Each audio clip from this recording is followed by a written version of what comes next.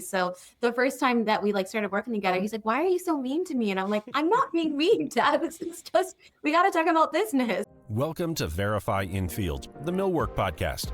Here's Jacob.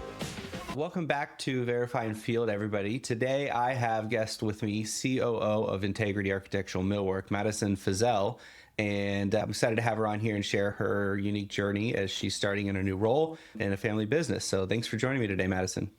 Yeah, thank you for having me. I think to get started, would you mind giving just a little bit about your background and your career journey that has led you to your role today? Yes, pretty untraditional, I think, for the millwork industry. It's my dad's company, so I grew up around it, in the car with him, going on to school, hearing him talking to his foreman and the installers. So I was always exposed to it. I used to go to the shop after school. I had a birthday party in the office of the shop one time. So I was always growing up around it, but it was never even an idea that I would join the company the whole time I was growing up. It's nothing I wanted. I don't think my dad necessarily wanted it for me either, because back in the day, it used to be a little rougher with the superintendents and the industry. So it was just never even a thought of mine to join. So I went to college, I studied business, and then I went just the corporate route. So I used to work for a German grocery store company that launched in the US. In my 20s, I lived in Germany. I learned about the business, and then I came to the US and launched it as a district manager. And I worked as a district manager for a few years, and then I went up to headquarters and worked in supply chain. So I handled all the inventory and store placement and all of the processes for that. So I had no construction experience. And then COVID happened, and I was working in supply chain in DC during COVID. And it was just a moment of, what am I doing with my life? Anything. And I just wanted to move back home. But once again, it was never even an idea to work for my dad. I was just ready to leave the corporate world behind and maybe move home. And so then I was just talking to my dad. And at that same time, he was looking at retiring, was thinking of next steps. And he also just started noticing a lot more women in the industry, not just with millwork, but also on the GC side of things. It was like a light bulb of perfect timing of, why don't I just go try working for him? And so, we were just okay, let's just see. So I started off as director of operations was my title when I started. And really what I was bringing to the company was just procedures and processes. That was something I really learned all of my 20s. I worked for a German company, and it was all about lean processes, tight margins, just operational side of things. That was what I brought to the company. My dad is more of carpenter business, he understands that part, but there wasn't a whole lot of organization. So that was something I could bring right away and help benefit the company. And then I just learned millwork as I went. And now it's been 5 years later. I was just promoted, and my dad is taking a bigger step back as I take a bigger step forward. We've moved to a new shop. We're hiring, we're growing, and I'm excited. So it's worked out. It was a huge leap to join the family business, but I think it all worked out. That's amazing. That's a really interesting story, because I think it's not entirely rare to have second or third generation millwork shop families running in. There's even just in AWI, I know multiple other sons of founders that have started, but definitely usually in those cases, they've grown up working a lot more involved in the shop and come up through the business more directly through their career. And so I think your path of not ever really being a part of your plan until later in your career is really interesting. It seems like the experience you gained outside industry has been valuable as well. And there's a lot of alignment there. So going back a little bit though, growing up in a millwork family, as far as you can remember as a child, this was your dad's business and what he did for a career, right? Yep. Yeah. So he's had the business for 40 years. So it's always been the family business. And so, I've always just grown up around construction, job sites. It's one of the guys that I grew up with, always knowing he just retired this year. And that's also interesting, is moving into this business, the people that work for my dad work for him for life. There's a lot of people that I know that knew me as a kid. And so that's also fun, because it feels like family. It's not like I didn't know who these guys were. Yeah. And it was never in your mind as a child or as a teen or even through college of, hey, this is what I want to do. I want to be in the family business. And it was never pushed on you, it sounds like, from your dad either. If anything, it was, hey, go do your own thing. And so you mentioned that your dad noticed that the industry's changed. There's more women, more diversity coming in, because I think that is also something that I found that's interesting. A lot of times there are a lot of founder operators like your dad in our industry. And a lot of the Hmm. times those guys are craftsmen first, entrepreneurs Hmm. second, right? Exactly. And Yep. so it seems like we're seeing a transition to more entrepreneurs first, craftsmen second coming in. And I Hmm. think that Yep. not just millwork, but business in general, we have a lot more resources and things changing. But specifically within the construction industry, times are Hmm. changing. And if I imagine if you went into your dad's company 30 years ago, there was probably, if any, women in the business, definitely not in the shop, I would imagine. And that's the industry as a whole, would you say? Hmm. Yes. And it's exciting for me to see that change because I think what comes with it, not just women, but more diversity of outside industry. We're starting to see things like what you're bringing with your experience with supply chain and stuff. I think there's a lot Hmm. that our industry is able to gain and learn from outside perspectives or more diverse perspectives. What has been the response to that? You coming in, having a whole career outside of this, and now coming in and saying, hey, I don't necessarily know millwork, but I have something to add. And sometimes it can be very much, hey, you don't know what we're doing. We're not going to change. Hmm. What Hmm. has that experience been like for you of coming in with that outside perspective and how have people responded to that? Or how have you gotten over that Hmm. hurdle potentially? Yeah, it was definitely a hurdle. I think it was like a twofold because I was the boss's daughter and I didn't know millwork or Yeah. construction. And so there was a lot to prove there of that, like I wasn't just being handed over something without earning it or being worthy of it. And I think for me, and this is just how I always approach things, I approach it very humbly. We have a shop foreman who's been with my dad for forever, and he's an old, stubborn guy who doesn't like change. And so he was my hardest nut to crack. But basically, I just started slow, like introduced myself, didn't try to impose anything, didn't want to change, didn't want to scare him too much. So I really just started with little changes. And as he saw the benefit of the little changes, he was then welcome to more changes. So you don't want to overwhelm them. You don't want to come in day one and be like, I'm changing everything because that's just too much. So you want to start small, start with something easy, and then work your way. And then as I was doing that, I was really trying to educate myself on construction. So I was taking AWI classes. I was reading up on the handbook. I was just observing, asking questions. I think a good way to learn is just ask the guys around me, ask my installers about things, ask my dad about things, and just continuously learned. And then also just putting in the hard work, going out in the shop and observing and going out to job sites and not just sitting behind my desk. And so I think it was a slow transition, but now like I look around and we're doing all these processes that they are asking for the schedules that I make and the lists that I make and the procedures and they're implementing it. And so I think it's like slow and steady. Yeah. And don't do too much too quick because it's an older generation. They're used to paper. They're Yes. used to like their way. And so you don't want to do it too quick. Yeah, no, I've gone through similar experiences where we're trying to implement, for example, just new engineering processes or new ways of manufacturing. And it is always very, because one, you don't want to impact the productivity of the business. And two, you Mhm. don't want to lose the people that are doing the work because it doesn't matter if you have a good plan if they're going to fight it and it's not going to get executed. And so it sounds like that what you did is you were able to get some kind of small but visible wins to earn trust. Mhm. And from there, then once they see, hey, oh, these things are able to help us, let's go back and ask for more. Is that kind Mhm. of your experience? Exactly. Yep.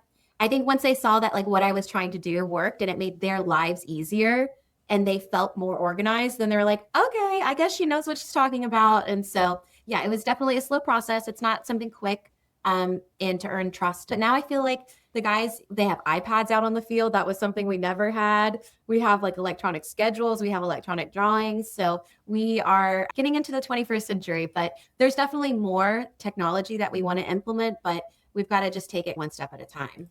Awesome. And is there any examples you can think of that came directly from your experience outside that you were able to see, hey, I think this would translate, let's try this, and has been a success? Yeah, I think just SOPs, like just having it something written down instead of just like talking about something and then everyone forget what the procedure was, which seems really simple, but it Yeah. was just like, hey, let's have a meeting. Let's write down exactly what our processes are. So that way, all aspects of the business understand what the process is. So our bookkeeper knows like the order of things that are happening. So she knows when to bill a little bit, or like our drafts person not really understanding the processes. So I think it was just like writing something down and then we could go back and look at it and then everyone's on the same page for new starters. Anytime someone else new comes in, we can just pull up the document and be like, hey, okay, this is our procedures. So that was a very simple thing we hadn't done. Scheduling. When I first started, bless them, they had a big printed calendar, and that was how they did the schedule.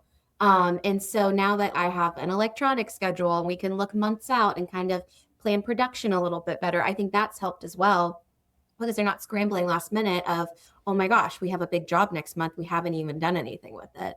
So I think those two things were huge to help us get more organized. Awesome.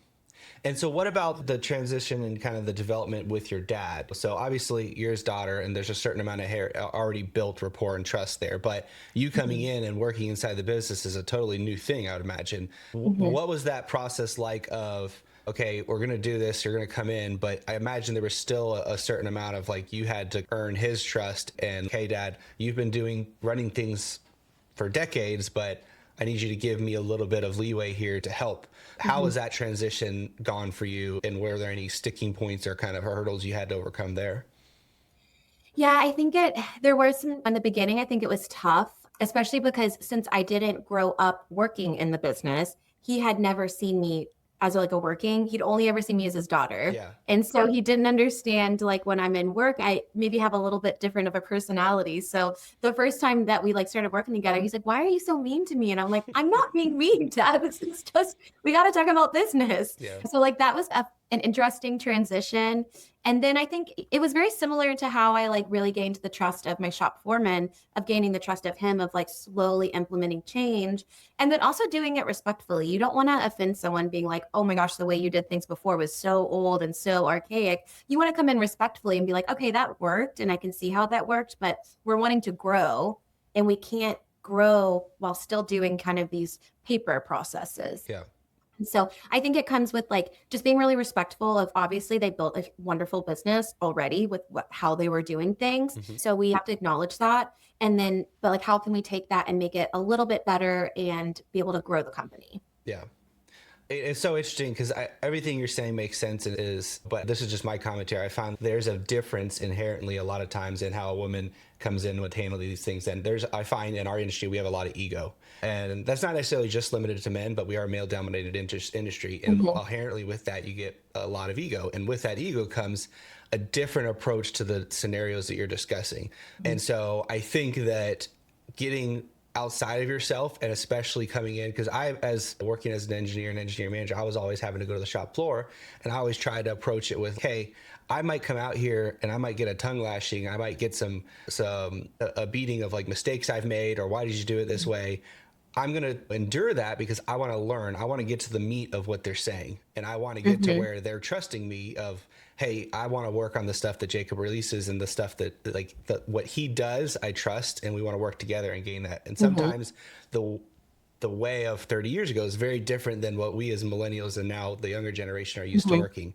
But being able to come in humbly, like you're describing, and saying, look, there's value in how you've done it. I want to learn from that. And I don't want to negate that or remove that, but how can we build on top of that to move forward and be able to do something a little bit more than what we've done in the past? And also just collaborating with them. That's what I found. What do you think? Or how would you think? Because if you just tell them, once again, it's the ego. It's a little bit of the ego thing. So you've got to approach it in a way of making them have the buy-in. Yeah. Okay, like I came up with a little bit of this plan and there's more buy-in to do it. Yeah. Do you feel like that you had experience in another industry and even in Germany? Culturally, I imagine things were different there than they are here as well. But do you think that experience of having to go into a foreign environment, a foreign industry when you started there and in a foreign culture has allowed you like to adopt a mentality of, okay, now I'm repeating that, even though it's my dad's business in my hometown, I'm coming in as an outsider in many ways, similar to how you probably had to do going to Germany in a new industry? Yeah, there's so many parallels. First off, the industry I was in is the grocery industry. It's a very male dominated industry as well. I remember looking around, I'd be like the only female in a meeting. And so I think that kind of toughened me up a little bit in a sense of I don't get my feelings hurt very easily. And I know that they're not trying to hurt their feelings. They just come off a little rougher sometimes. Yeah. And so I feel like that was a huge parallel. And like you said, I was thrown into an industry and I had to learn German and then learn the industry in German. And so once I could do that, I can do anything. If I can learn a whole industry in German, I can do anything. And I feel like with business, it's copy paste basically for every industry. You just have the basics of a business and then you just have to learn what the business is. But I feel like that's the easy part. You just research, you go to classes, you observe, and then you can do any industry essentially. Once you have the basics of how to manage people, you're pretty set. Yeah. I mean, I think that's very true. As a lot of times, what we do, the content of what we do is simple. You can standardize it, you figure it out. Obviously, there's a lot of technical expertise, but the people a lot of times is the hardest part of a business, is getting through the dynamics of relationships and managing people, because every person is different and it's not cookie cutter. But the once you can figure out manufacturing, woodwork, and things like that, it's okay, this can be taught to another person. This can be learned through experience. And especially if you have SOPs and making it repeatable, but it's the day-to-day relationships that make things difficult.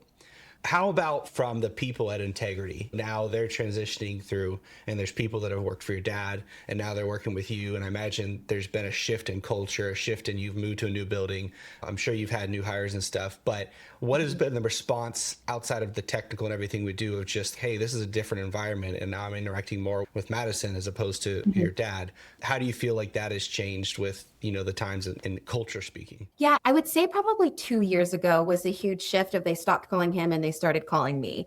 And so once again, but that was 3 years of me in the industry. Right. And so it took like me earning trust of I know what I'm talking about. And then they're like, now it's almost like they come to me too much. I'm like, whoa, try and figure it out yourself kind of thing. So I feel like it just took 3 years of constantly proving myself and answering the questions correctly. And then there are still times, and this is why my dad's still involved in the business, there are some like weird things that may pop up that I've never seen before.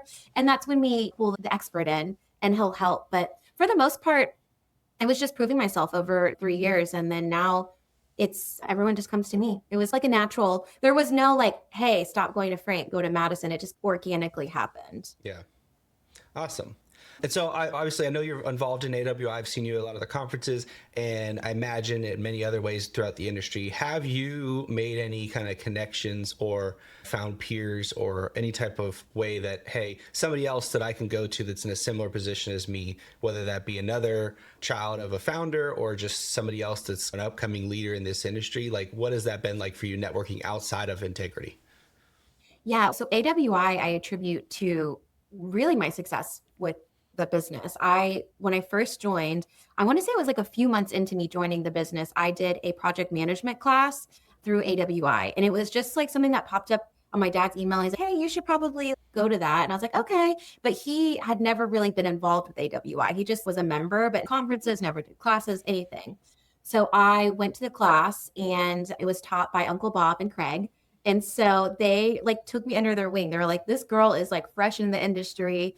And they are like the huge part of why I'm so involved in AWI. I came back from that class and I told my dad, we got to go to these conferences. There's so many like-minded people. Because like when you're a subcontractor, you almost feel like you're alienated. Like we don't converse with other mill workers in the Nashville area. And so you feel like a little bit like no one's going through what I'm going. It's hard for our significant others to relate to the day-to-day of millwork industry. And so you feel like you can't really like talk to others and bounce ideas. Yeah. So we started going to the conferences and then we just never stopped. We've been going to every conference. My dad actually went and did a class with AWI to learn more. We're a part of a best practice group. And I just feel like every time I go to a conference, I meet someone else. And the last conference that we had in Texas, I met two sons that were like a generational, and they're in the Chicago area. And so it was just like nice talking to them and getting, how did you do the transition? What did you learn going from, father to son? I can't speak highly enough about AWI. I think just from the resources it provides for education, but like the huge part is just the community you have. If I ever have a question and like my dad doesn't know the answer, he's like, I don't know, maybe call, and we'll call X, Y, or Z, whoever we think would maybe know a little bit better. So it's just open to a total communication channel and collaboration, and it feels like family. Yeah, that's amazing. Because I think there's a lot of people who, even I growing up in the industry, we were always members of AWI, but I never went to the conferences. And a lot of people don't know what AWI is outside of the standards, but there is a huge community and a lot of resources there. What are some of the biggest challenges that Integrity still faces today? You've mentioned that you guys have grown, you moved into a building. I imagine there's a lot of scaling, but what are the biggest obstacles you're still facing or you guys are still trying to solve? Yeah, I think you've touched on it, of the shift of labor. So we had like my dad's generation who were handy and didn't necessarily go to college, but just learned it in the field. And then we have this new generation that goes to college and then goes into the field. And so there's a really big, it's interesting because we're struggling to find people that have the skill set, and we're losing people that do have the skill set. So it's like we're trying to like hire the right people. We've been struggling with, do we hire someone with experience or do we hire like a new young guy with no experience and we just teach them? And so that's been a little bit interesting. We are really lucky that all of our employees, once we bring them in, they stay. And so as far as like the shop goes and the install goes, we've been really lucky with that. It is interesting finding like project managers, drafters, programmers, like those have been more difficult to find that have the experience that we need. And the younger generation wants to be remote. And we're like, you can't be remote. You have to come in the office. So I think that's been difficult. And I've talked to other people in the industry as well, that it is hard to find people to fill the roles of the skilled labor that's now retiring. Yeah, I think that is definitely industry wide, as we're largely retiring people with experience at a much higher rate than we're bringing people in. And most of the people that have been filling those positions for the last 20 years came up from the shop floor, and then eventually they became foremen or became managers or became drafters or project managers with years and years of hands-on experience. And now we don't really have that path as much anymore. And also you don't really have kind of the talent that's coming in with the interest in making a career out of it. No, we've reached out because we're part of, AGC, ABC and stuff like that. So we've reached out to them being like, hey, is there, like, they have schools for electricians, for plumbers. I was like, is there like any kind of apprenticeship that you have for like millwork? It doesn't exist. And I know AWI is really helping with that, and they're like trying to create that. But like locally, there's just not a pool of people. And you're just taking people from other millwork shops, which you don't want either. Right. And so that is a struggle that we're having. And I think we're still trying to figure out the best way to bring in skilled labor. Yeah, no, I think it's definitely an industry-wide challenge that everybody's struggling with. And then it being that we're a nationwide industry, but really it's a very regional market base that each shop is serving, and you need people that are in your shop to produce and install the work. Are there any other big things? You've moved into an office, you've scaled, and I imagine that means you need more people than you did maybe 5-10 years ago. Are there other ways that you guys have changed? I know software is changing, machinery is constantly evolving. With that, though, the need of the talent changes and shifts a little bit of what you need people to do. But outside of that, are there any other things that have changed the way you do business from 5-10 years ago that have been either a big win or a big struggle? Yeah, I think the technology side of things is changing the business a lot. And I know we talk about that, but we're struggling a lot with these new big machines and how to service them. It's almost like we need to hire a service tech just to be at our shop to service all our machines, because we're bringing in people for that. So like, I think that's probably something that we're going to be shifting, is like just having an in-house tech that can service all our machines, because it does add up to bring in people from different countries or states and stuff that specialize in those machines. I think we're going to have to be a lot more lean because of the cost of goods going up. And so with hardware, with sheet goods, I think we just have to be more conscientious of that. And also just having to pay people more, which rightfully so. The cost of living's gone up. So that means we've got to pay them more to keep up with the cost of living. But that just means that we have to be lean in our production and really focus on our processes so we can cut costs where we can, because costs are coming up. Yeah, the two biggest costs in our industry are materials and labor, and both of those have continued to increase at a pace that I imagine that what you can charge your client hasn't kept up with. And I know that's always a struggle for everybody in the industry. Would you have any advice for somebody else that's looking at coming up in our industry, or maybe in a similar position as you, as, hey, maybe I have a family business and my parents don't have a succession plan, or I'm interested in trying to enter into leadership and make a career out of this? What advice would you have for others that are in a similar position to you were maybe 5 years ago? Yeah, I think it's just keep an open mind. I will say another good shift for construction industry in general is I feel like people are getting away from pushing the narrative of you have to go to school to succeed and you have to get a college degree. And they're pushing more that trades are a great way to make a living, and it's a great career. And there was a stigma, I think, probably 10 years ago of construction. And now I feel like that stigma is going away, and it's no, this actually is a really great industry, and you can be really successful in it. And it doesn't mean like it's not rough like it was. Like it can be a really good industry. And so I think it's just like opening your eyes of accepting that. And then also telling younger people that are in high school, you don't have to necessarily go to college, go to a trade school. We're needing tradespeople, and it pays well, and it's a craftsmanship. And so I think just being open to it and being humble and learning, and I think that's really it. It's just like I'm really excited for the construction industry. I'm excited for the women joining. I'm a part of the NAWIC, which is like the Women in Construction. Yeah. And the Nashville chapter is the largest chapter in the nation. And every month I go to those meetings, it's just full of women, and they're in the field, and they're not just like in the office. And so I think it's also women being open to come to it. And construction has the lowest pay gap of any industry between men and women. And so I think that's also good to note. Yeah.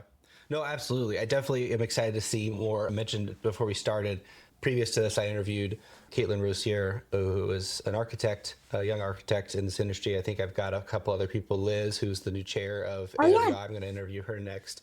And Jenny Gafer, who runs a company up in Canada. More and more, I'm seeing amazing women coming into our industry. And I think that one, that's a sign of good change is coming, and two, it excites me about just the voices and the different perspectives that we're bringing into our industry that I think we're all going to have a net positive gain from, and hopefully makes it a more appealing for young people to come into our industry. So what do you see changing in our industry over the next 5 to 10 years?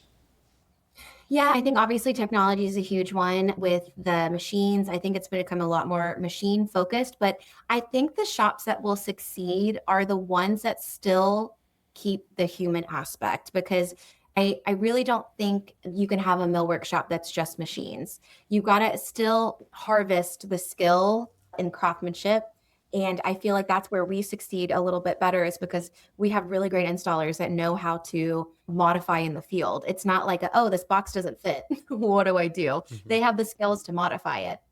Or there's something that like maybe an architect draws, but unless you know millwork, you don't know that, okay, that might not work in application. And so someone might just draw it and go to build it. And then that's when they realize that doesn't necessarily work. So I think it's a really good balance of the technology, which we need because that's going to help make things quicker and more efficient, but then also still keeping the labor and the skills. So I really think that's what's going to make a successful millwork shop.